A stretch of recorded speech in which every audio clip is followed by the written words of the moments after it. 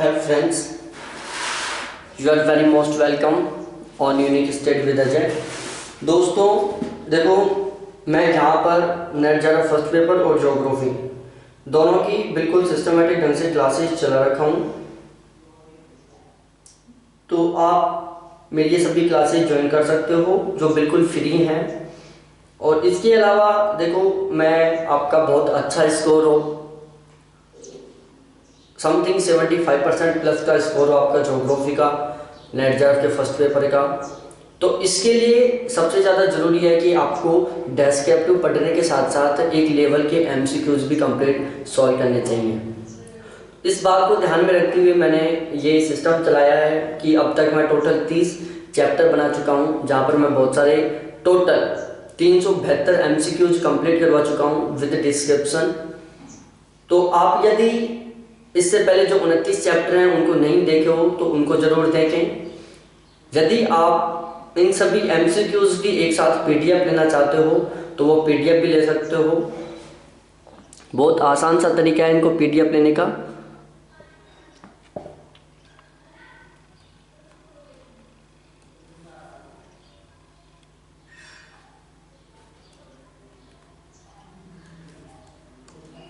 तो इनकी पीडीएफ लेने का एक बहुत आसान सा तरीका है जिसके द्वारा आप इनकी पीडीएफ ले सकते हो।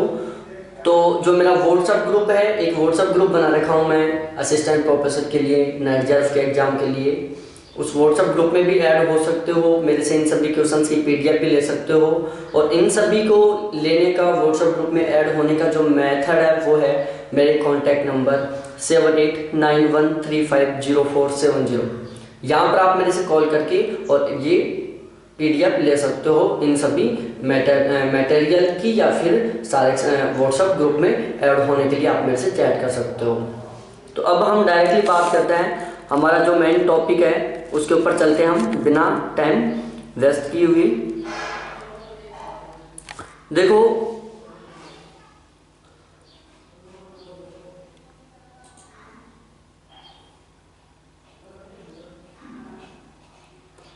कुछ क्वेश्चंस हैं जिनके बारे में आपको बताने जा रहा हूँ। देखो, मैंने आपको स्टार्ट में बताया था एक बात कि मैं क्या 10-10 क्वेश्चन का एक पेपर तैयार किया था, लेकिन अब मैंने अपना जो रूल था पहले वाला वो चेंज कर दिया। अब मैं 10-10 क्वेश्चन नहीं, एक साथ 20 क्वेश्चन आपको कंप्लीट करवा रहा हूँ, सॉल्व करवा रहा हूँ। तो इसलिए मैं 2 पेपर को एक साथ कंप्लीट करवाता हूँ, तो जिसकी वजह से हम डायरेक्टली चलते हैं क्वेश्चन नंबर 6 के ऊपर। ध्रुवीय फ्लेइंग बल निम्नलिखित में से किससे संबंधित है? ऑप्शन ए है पृथ्वी का परिक्रमण, ऑप्शन बी है पृथ्वी का घूर्णन, ऑप्शन सी है गुरुत्वाकर्षण और ऑप्शन डी है ज्वारीय बल, ज्वारभाटा।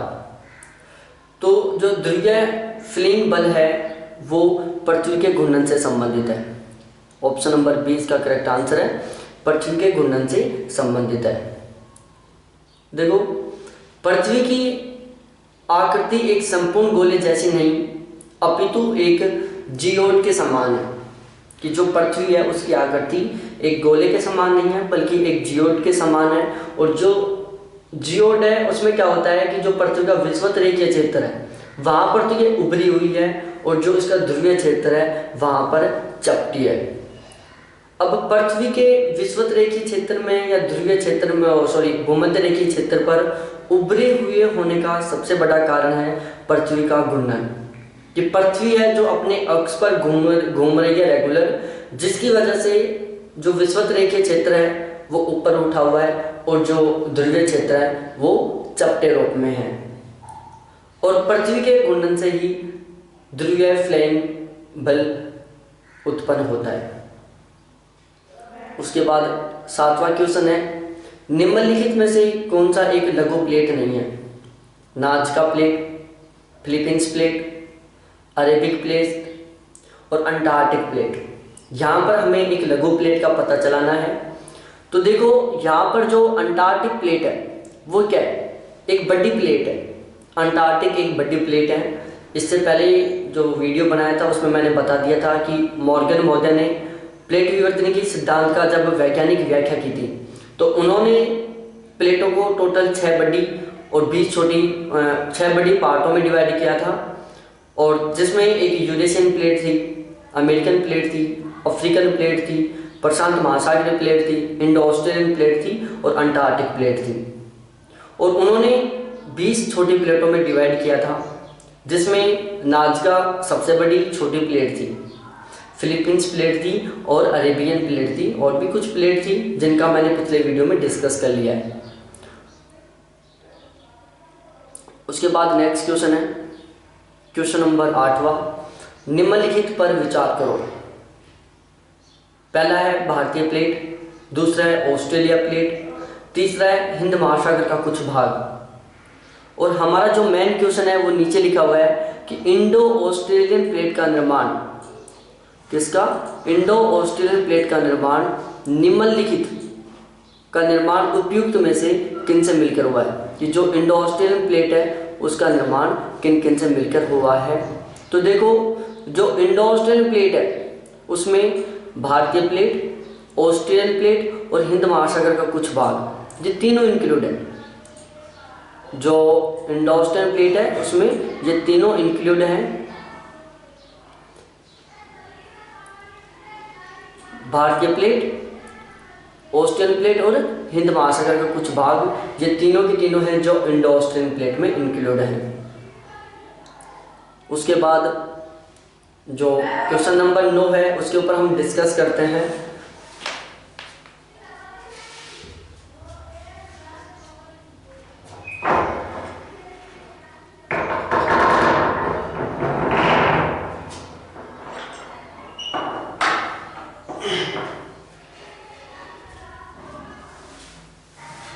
देखो, क्वेश्चन नंबर 9 के ऊपर हम डिस्कस करते हैं। यहाँ पर एक साइड प्लेट दी हुई है और दूसरी साइड उनकी अवस्थिति दी हुई है, और हमें यहाँ पर मिलाना है कि कौन सी प्लेट की स्थिति बिल्कुल सही है। तो देखो, मैं डायरेक्टली आपको आंसर बताते हुए चलता हूँ। एक बार आपको मैं ऑप्शन दिखा देता हूँ। ये इसके कंप्लीट ऑप्शन है, आपको इनमें से एक चूज करना है कि कौन सा करेक्ट आंसर है। तो देखो, इसका जो करेक्ट आंसर है वो है ऑप्शन ए। ऑप्शन ए यहाँ पर बिल्कुल करेक्ट आंसर है, क्योंकि जो कोकोस प्लेट है वो सेंट्रल अमेरिका और प्रशांत महासागरीय जो प्लेट है इन दोनों के बीच में। उसके बाद हम बात करते हैं नाज़का प्लेट। तो जो नाज़का प्लेट है वो कहाँ पर है? नाज़का प्लेट है जो दक्षिणी अमेरिकी प्लेट व प्रशांत प्लेट के बीच में। उसके बाद है कैरोलिन प्लेट। तो जो कैरोलिन प्लेट है वो फिलीपींस प्लेट और भारतीय प्लेट के बीच में है। उसके बाद है फिलीपींस प्लेट। तो जो फिलीपींस प्लेट है वो प्रशांत प्लेट और एशियाटिक प्लेट के बीच में है। फिलीपींस प्लेट है जो प्रशांत प्लेट और एशियाटिक प्लेट के बीच में अवस्थित है। उसके बाद नेक्स्ट क्वेश्चन है क्वेश्चन नंबर 10वां, कि पृथ्वी के परपट्टी में पाए जाने वाले निम्न तत्वों को उनके वजन के अनुसार अवरोही क्रम में सजाएं। किनके अनुसार? उनके वजन के अनुसार, जिसमें पहला है सिलिकॉन, दूसरा ऑक्सीजन है, तीसरा लोहा है, चौथा कैल्शियम है, पांचवा एल्यूमिनियम है। और इसका ये क्रम है जहाँ पर हमें इनको सही क्रम में व्यवस्थित करना है। तो यहाँ पर जो करेक्ट आंसर है आप एक बार देख लेना सभी को। तो यहाँ पर जो करेक्ट आंसर है वो है option number B. Option number B यहाँ पर बिल्कुल करेक्ट आंसर है। सबसे पहले है, देखो मैं यहीं बता देता हूँ आपको, जो पृथ्वी का संपूर्ण भूपरिपट्टी का लगभग 98% भाग टोटल 8 तत्वों से मिलकर बना है, जिसमें सबसे ज़्यादा योगदान ऑक्सीजन का है, फिर सिलिका का है, फिर एल्यूमिनियम का है, फिर लोहा का है, कैल्शियम का है, सोडियम का है, पोटेशियम का है और मैग्नीशियम का है। ये हैं टोटल वो 8 तत्व जिनका योगदान कितना परसेंट है वो सारा का सारा दिया हुआ है यहाँ पर। लेकिन यहाँ पर ये जो स्टार्टिंग 4 है उनको हमें याद करना होगा परसेंट के साथ। ऑक्सीजन का योगदान है 46%, सिलिकॉन का योगदान है 27%, एल्यूमिनियम का योगदान है 8% और लोहा का योगदान है 5%। उसके बाद नेक्स्ट क्वेश्चन है कि निम्नलिखित कथनों पर विचार करो, कौन सा कथन सही है। हमें यहाँ पता चलाना है कि इनमें कौन सा कथन सही है। तो देखो, पहला कथन है मैग्मा सभी खनिजों का मूल स्रोत है। और दूसरा कथन है मैग्मा ठंडा होकर खनिजों के क्रिस्टल के रूप में जमा हो जाता है। ये टोटल 4 ऑप्शन है जिनके बेस पर हमें करेक्ट आंसर का पता चलाना है। तो देखो यहाँ पर जो करेक्ट आंसर है वो है ऑप्शन नंबर सी। ये दोनों के दोनों कथन बिल्कुल सही है। जितने भी खनिज हैं उन सभी का मूल स्रोत क्या है? मैग्मा। और जो मैग्मा होता है वो ठंडा होकर खनिजों के रूप में जमा हो जाता है, खनिजों के क्रिस्टल के रूप में जमा हो जाता है। देखो एक इसका डिस्क्रिप्शन है कि पृथ्वी के आंतरिक भाग, जिसको हम दुर्बलता मंडल बोलते हैं, में पाए जाने वाला मैग्मा ही भूप्रपटि पर सभी खनिजों का मूल स्रोत है। यही मैग्मा ठंडा होकर खनिजों के क्रिस्टल के रूप में जमा होता है। उसके बाद है क्वेश्चन नंबर 2। यहाँ पर हमें क्वेश्चन दूसरा है कि खनिजों के क्रिस्टल का सापेक्ष रूप से समतल बनाने के लिए निश्चित दिशा में टूटने की प्रवृत्ति क्या कहलाती है? तो यहाँ पर जो क्वेश्चन नंबर 2 है उसका करेक्ट आंसर है विभंजन, सॉरी विदलन है। इसका जो करेक्ट आंसर है वो है विदलन। विदलन ऑप्शन नंबर बी है जो इसका बिल्कुल करेक्ट आंसर है, विदलन। देखो ये रहा विदलन। सबसे पहले मैं बताऊं कि विदलन क्या होता है कि खनिजों के क्रिस्टल का सापेक्षिक रूप से समतल बनाने हेतु निश्चित दिशा में टूटने की प्रवृत्ति विदलन कहलाती है। विदलन अणुओं की व्यवस्था का परिणाम होता है। उसके बाद आता है विभंजन। क्रिस्टल विदलन तल के अनुसार नहीं बल्कि अनियमित रूप से टूटता है, यह क्रिया विभंजन कहलाती है। कि जब क्रिस्टल विदलन तल के अनुसार नहीं बल्कि अनियमित रूप से टूटता है तो यह क्रिया विभंजन कहलाती है। उसके बाद आता है धारियां। किसी खनिज को पीसने के बाद वह उसी रंग का या अन्य रंग का दिखता है, उसको हम धारियां कहते हैं। उसके बाद होता है भंगुरता। किसी वस्तु का तनाव के कारण बिना किसी महत्वपूर्ण विरूपण के टुकड़ों में विभाजित हो जाना ही भंगुरता है। भंगुरता का मतलब होता है कि किसी भी वस्तु, किसी भी खनिज का तनाव के कारण, अकड़ के कारण छोटे छोटे टुकड़ों में विभाजित होना ही भंगुरता कहलाता है। उसके बाद नेक्स्ट क्वेश्चन है क्वेश्चन नंबर 3। खनिजों की भौतिक विशेषता पारदर्शिता के संदर्भ में निम्नलिखित युग्मों पर विचार करो। पहला है पारदर्शी। प्रकाश की किरणें इस प्रकार आर पार जाती हैं कि वस्तु सीधी देखी जा सकती है। दूसरा है पारभासी। विसरण के कारण प्रकाश की किरणें आर पार नहीं हो पाती। तीसरा है अपारदर्शी। प्रकाश की किरणें तनिक भी आर पार नहीं हो पाती। अब यहाँ पर कौन सा कथन सही है हमें पता लगाना है। ये टोटल 4 ऑप्शन आपके पास। तो जो क्वेश्चन नंबर 3 है यहाँ पर जो करेक्ट आंसर है वो है ऑप्शन नंबर ए। इसमें पहली और जो तीसरी बात है वो बिल्कुल सही है। पारदर्शी और अपारदर्शी वाली बात बिल्कुल सही है, लेकिन जो पारभासी वाली बात है ये यहाँ पर गलत है। देखो यहाँ पर मैंने तीनों को समझाया है। पारदर्शी क्या होता है? ट्रांसपेरेंट। इसके अंतर्गत प्रकाश की किरणें इस प्रकार आर पार जाती हैं जिससे वस्तु सीधी देखी जा सकती है। दूसरा है पारभासी। इसके अंतर्गत प्रकाश की किरणें आर पार तो होती हैं लेकिन प्रकाश विसरित हो जाता है जिससे वस्तु नहीं देखी जा सकती। ये इसमें सबसे इंपॉर्टेंट बात है। पारभासी और पारदर्शी में केवल यही अंतर है कि जो पारभासी होता है उसमें किरणें आर पार जाती हैं लेकिन प्रकाश विसरित होने की वजह से वस्तु नहीं देखी जाती। और तीसरा होता है अपारदर्शी। इस गुण के कारण प्रकाश की किरणें तनिक भी आर पार नहीं हो पाती। उसके बाद नेक्स्ट क्वेश्चन है चौथा क्वेश्चन। निम्नलिखित कथनों पर विचार करो। कथन फर्स्ट, सिलिकॉन और ऑक्सीजन सभी फेल्डेस्परों में उपस्थित होते हैं। कथन 2, पृथ्वी की परपट्टी का लगभग आधा भाग फेलडस्पर से बना होता है। तो यहाँ पर हमें सही कथन का पता चलाना है। तो देखो यहाँ पर जो सही कथन है वो है option number C. Option C के अकॉर्डिंग क्या है कि सिलिकॉन और ऑक्सीजन सभी फेलडस्परों में उपस्थित होते हैं और पृथ्वी की परपट्टी का लगभग आधा भाग है जो फेलडस्परों से बना होता है।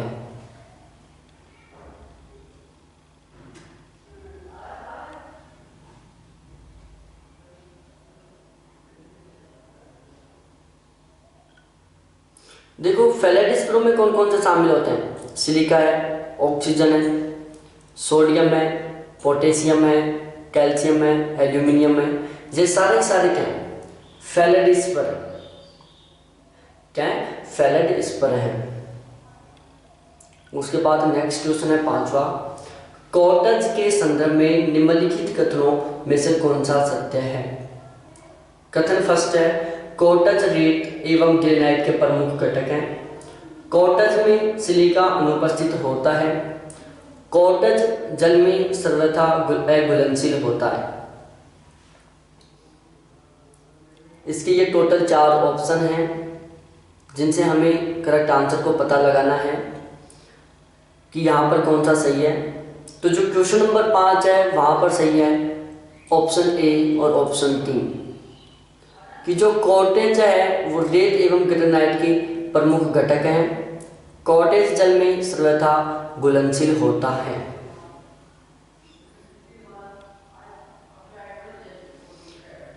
देखो कॉर्टेज रेत एवं ग्रेनाइट का बना होता है और इसमें सिलिका उपस्थित होती है। कॉर्टेज एक कठोर खनिज है जो पानी में हमेशा अघुलनशील है। कॉर्टेज श्वेत या रंगहीन होता है तथा इसका उपयोग रेडियो एवं रडार में होता है। उसके बाद 6वां क्वेश्चन है पाइरोक्सिन के संदर्भ में निम्नलिखित कथनों पर विचार करो। कथन फर्स्ट है पाइरोक्सिन में कैल्शियम, एल्यूमिनियम, मैग्नीशियम, आयरन और सिलिका शामिल होते हैं। पृथ्वी की भूपरपट्टी का 10% भाग पाइरोक्सिन से निर्मित है। सामान्यतः यह उल्कापिंड में पाया जाता है।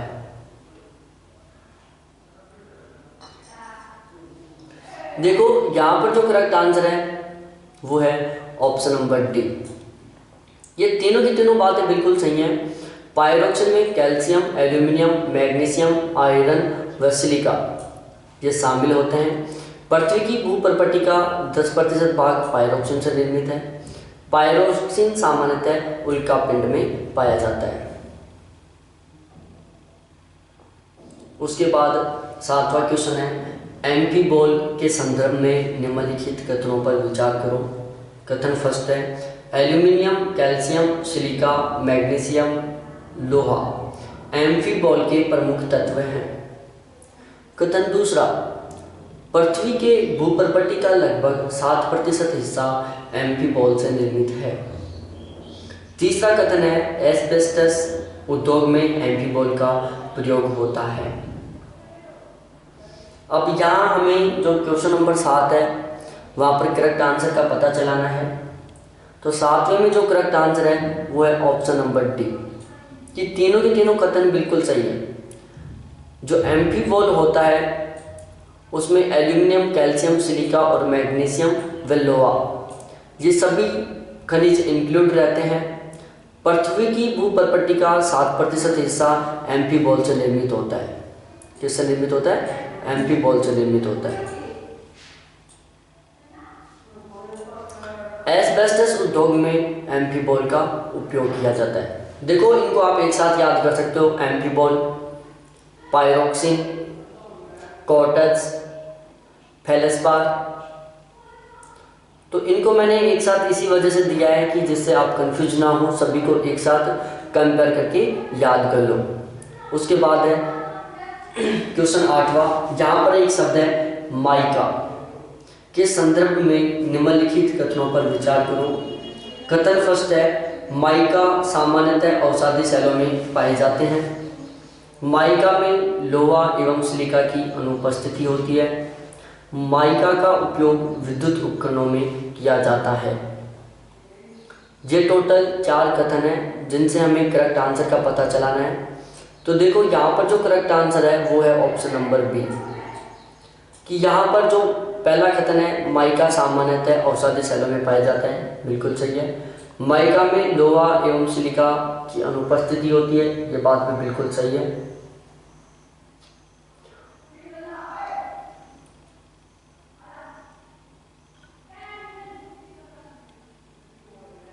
उसके बाद क्वेश्चन नंबर 9 है, ओलिविन के संदर्भ में निम्नलिखित कथनों पर विचार करो। देखो यहाँ पर ये कुछ नए नए शब्द आ रहे हैं, इनको आपको ध्यान रखना होगा। इनके बारे में ज़्यादा डिटेल से पढ़ने से इतना ज़्यादा मतलब नहीं है, लेकिन इनको समझना बहुत ज़रूरी है, क्योंकि ये शब्द हैं जहाँ से हम अपने क्वेश्चन को बहुत ज़्यादा चांस है जहाँ गलत कर सकते हैं। और मैं यहाँ पर क्वेश्चन इस तरीके से डिजाइन किया हूँ कि आप क्वेश्चन 100% सही करें, क्योंकि क्वेश्चन बिल्कुल इसी तरीके से पूछेगा वो। तो ओलिविन के संदर्भ में निम्नलिखित कथनों में कौन सा सही है? कथन फर्स्ट, मैग्नीशियम, लोहा और सिलिका ओलिवोन के प्रमुख तत्व हैं। ओलिविन का उपयोग आभूषणों में होता है। ओलिविन प्राय ग्रेनाइट सेलों में पाए जाते हैं। यहाँ पर हमें सही आंसर का पता चलाना है। ये टोटल 4 ऑप्शन है, तो यहाँ पर जो करेक्ट आंसर है वो है ऑप्शन नंबर ए, कि जो कथन फर्स्ट मैग्नीशियम, लोहा और सिलिका, मैग्नीशियम, लोहा और सिलिका ओलिविन के प्रमुख तत्व हैं। ओलिवोन का उपयोग आभूषणों में किया जाता है। जब आभूषणों का निर्माण किया जाता है तो उसमें ओलिविन का प्रयोग किया जाता है। ओलिविन आमतौर पर बेसाल्टिक सेलों में पाए जाते हैं, यह भी ध्यान रखना है। क्वेश्चन पूछ लेता है कि ओलिविन कौन से सेलों में पाए जाते हैं? बेसाल्टिक सेलों में पाए जाते हैं। देखो इससे पहले मैंने जितने भी ऐसे कीवर्ड्स का यूज किया है उसमें ध्यान रखना, उसमें जो तत्व हैं वो सारे वो प्रमुख 8 तत्व हैं जिनसे पृथ्वी का 98% भाग निर्मित है। उसके बाद है क्वेश्चन नंबर 10। कौन सा? क्वेश्चन नंबर 10वां है,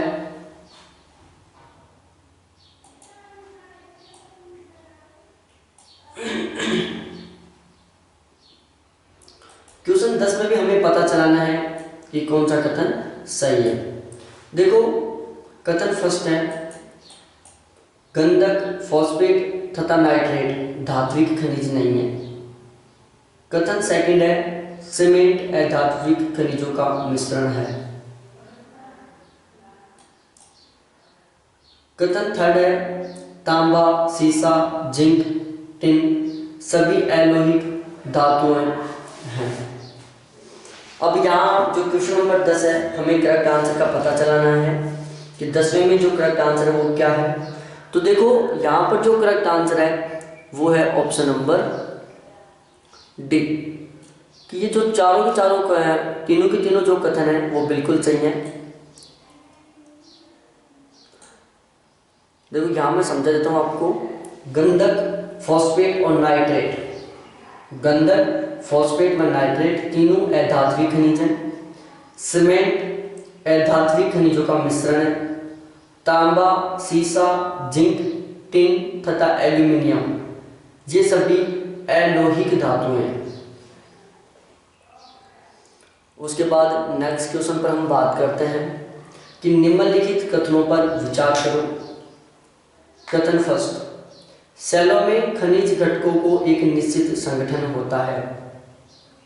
दूसरा कथन है, सेलों में सामान्यतः पाए जाने वाले खनिज पदार्थ फेलट, स्पर तथा कॉर्टज हैं।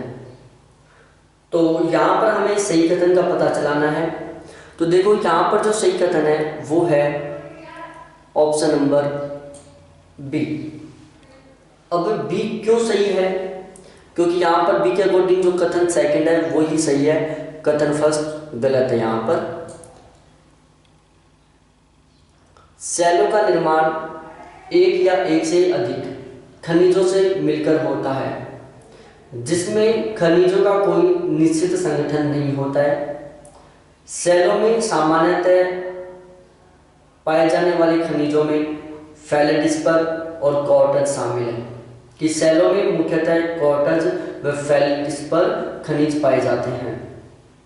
जो सेलों का जो विज्ञान होता है, जिसमें सेलों का अध्ययन किया जाता है, उसको पेट्रोलॉजी बोलते हैं। क्या बोलते हैं? पेट्रोलॉजी बोलते हैं। उत्पत्ति के आधार पर सेलों को 3 पार्ट्स में डिवाइड किया गया है: आग्नेय, अवसादी और रूपांतरित। उसके बाद नेक्स्ट क्वेश्चन है,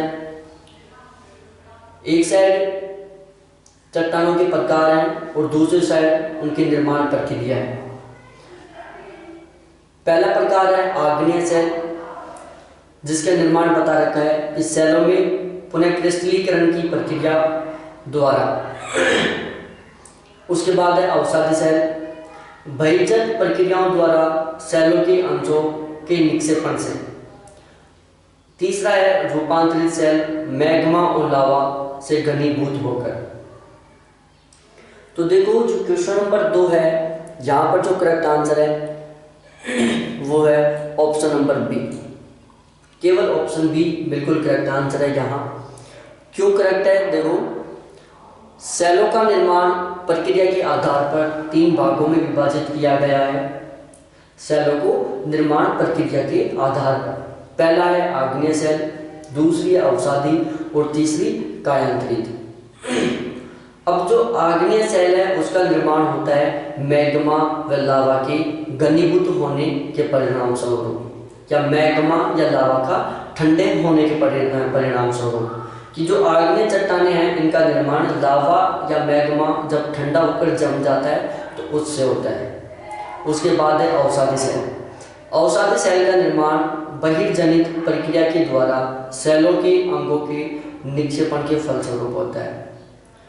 और उसके बाद है कायांतरित सेल।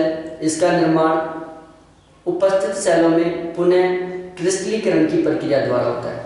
जो कायांतरित सेल है उसका निर्माण उपस्थित सेलों में पुनः क्रिस्टलीकरण की प्रक्रिया द्वारा होता है।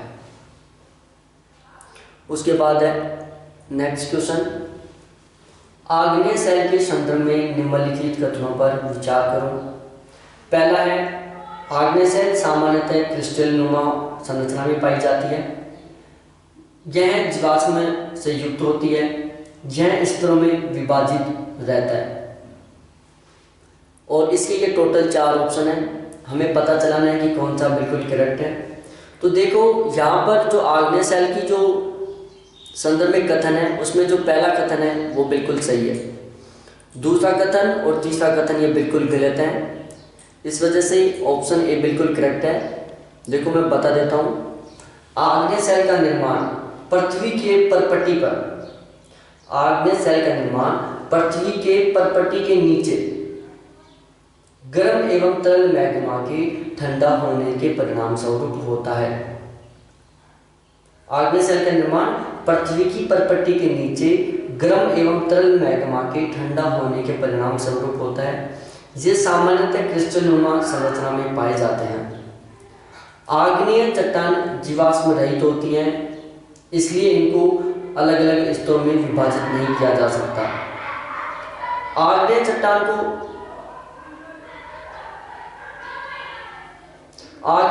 को प्राथमिक चट्टान भी कहते हैं, क्योंकि तीनों चट्टानों में सबसे पहले आग्नेय चट्टान का निर्माण होता है। उसके बाद अवसादी व रूपांतरित चट्टानों का निर्माण होता है। जो आग्नेय चट्टानें हैं इनके ऊपर रासायनिक अपेक्षा का कम प्रभाव पड़ता है, जबकि भौतिक अपेक्षा का अधिक प्रभाव पड़ता है। जब आग्नेय चट्टानों के ऊपर भौतिक अपेक्षा का अधिक प्रभाव पड़ता है तो इसमें 2 क्रियाएं होती हैं, एक तो विघटन की, दूसरा वियोजन की। ये दोनों क्रियाएं ज़्यादा एक्टिव होती हैं। और दोस्तों, यदि चैनल के ऊपर नए हो तो इसको सब्सक्राइब जरूर करना, अपने सभी फ्रेंड्स के साथ शेयर करना, वीडियो को ढेर सारा लाइक करना, ढेर सारे कमेंट्स करना और इनकी PDF लेने के लिए, व्हाट्सएप ग्रुप में ऐड होने के लिए जो मैंने कॉन्टैक्ट नंबर बताए थे 7891350470, उनसे आप मेरे को ज़रूर कांटेक्ट करें, जिनसे मैं आपको सभी PDF और सभी क्वेश्चंस प्रोवाइड करवाऊँ, अपने टारगेट व्हाट्सएप ग्रुप में आपको ऐड करूँ।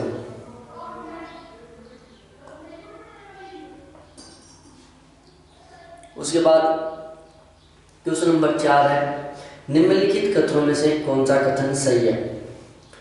आग्नेय चट्टानों में सिलिका की अधिकता होने के कारण यह क्षारीय होता है।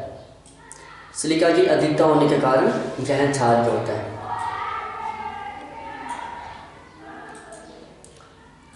दूसरा कथन है, अम्लीय प्रकृति के आग्नेय चट्टानों का घनत्व क्षारीय चट्टानों की अपेक्षा अधिक होता है। यहाँ हमें सही आंसर का पता चलाना है। ये हैं 4 कथन। तो देखो यहाँ पर जो करेक्ट आंसर है वो है ऑप्शन नंबर डी, कि दोनों की दोनों बातें बिल्कुल सही नहीं है। ये जो दोनों की दोनों कथन है वो बिल्कुल गलत है। क्यों गलत है? देखो, आग्नेय चट्टानों को खनिजों के संगठन के आधार पर अम्लीय और क्षारीय 2 भागों में विभाजित किया है। देखो, चट्टानों को निर्माण प्रक्रिया के आधार पर 3 भागों में, आग्नेय, अवसादी और कायांतरित। खनिजों के संगठन के आधार पर चट्टानों को खनिजों के संगठन के आधार पर 2 भागों में, अम्लीय चट्टान और क्षारीय चट्टान। अब किसी भी चट्टान में अम्लीयता का गुण तब बढ़ता है जब उसमें सिलिका की मात्रा बढ़ती है। यदि किसी चट्टान में सिलिका की मात्रा बढ़ जाती है तो उस चट्टान में अम्लीयता का गुण बढ़ जाता है। इसके विपरीत यदि किसी चट्टान में अम्लीयता की मात्रा घट जाती है तो उसमें अम्लीयता का गुण घट जाता है। अम्लीय आग्नेय चट्टान जैसे ग्रेनाइट क्षारीय आग्नेय चट्टानों की अपेक्षा कम घनत्व के होते हैं।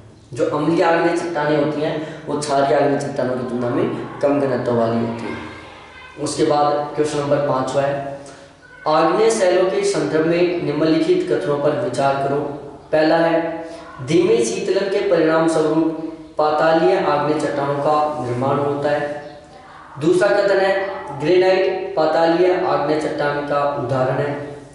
तीसरा कथन है, पातालीय चट्टान ज्वालामुखी चट्टान की अपेक्षा अधिक घनत्व के होते हैं। यहाँ पर हमें बिल्कुल करेक्ट आंसर का पता चलाना है। तो जो क्वेश्चन 5वां है, यहाँ पर जो करेक्ट आंसर है वो है ऑप्शन ए, कि जो पहला कथन और दूसरा कथन ये बिल्कुल करेक्ट है। बाकी जो तीसरा कथन है वो यहाँ पर बिल्कुल गलत है। धीमे शीतलन के परिणाम स्वरूप पातालीय आग्नेय चट्टानों का निर्माण होता है। ग्रेनाइट पातालीय आग्नेय चट्टान का उदाहरण है। तो दोस्तों, इसी के साथ आज के हमारे जो 15 क्वेश्चन हैं वो कंप्लीट होते हैं। आपको क्वेश्चन कैसे लगे कमेंट करके बताना। 15 क्वेश्चन में आपने कितने क्वेश्चन सही किए ये कमेंट करके बताना। यदि आपका 70% प्लस का स्कोर हो रहा है तो समझो आपकी प्रिपरेशन सही है, और यदि आपका 70% प्लस से कम स्कोर हो रहा है तो भाई आपकी तैयारी बहुत कम है। और यदि आपका 60% से भी कम स्कोर हो रहा है तो समझना आपकी तैयारी बिल्कुल ही खत्म है, आपको बहुत ज़्यादा प्रिपरेशन की ज़रूरत है। और यदि आपका 70% से कम स्कोर हो रहा है या फिर 70% से अधिक स्कोर करना चाहते हो, बहुत ही अच्छा स्कोर करना चाहते हो, 75% प्लस स्कोर करना चाहते हो, तो मेरा व्हाट्सएप ग्रुप है उसमें ऐड हुआ, क्योंकि वहाँ पर बहुत सारी बेस्ट कंटेंट प्रोवाइड करवाता हूँ मैं, जिनसे आपका बहुत अच्छा स्कोर हो सकता है। तो थैंक्स देखने के लिए। फिर मिलते हैं हम नेक्स्ट वीडियो के साथ। बाय।